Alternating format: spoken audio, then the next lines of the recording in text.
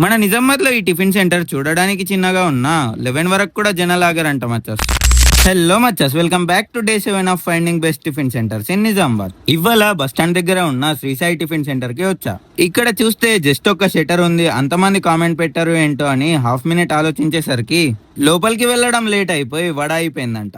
నాది లేట్ కాలే, అందరిది తొందర అయింది. మరి ఏమున్నాయంటే ఇడ్లీ బజ్జీ ఉప్మా అన్నారు. ఇక్కడ దోశ అస్సలే దొరకదంట.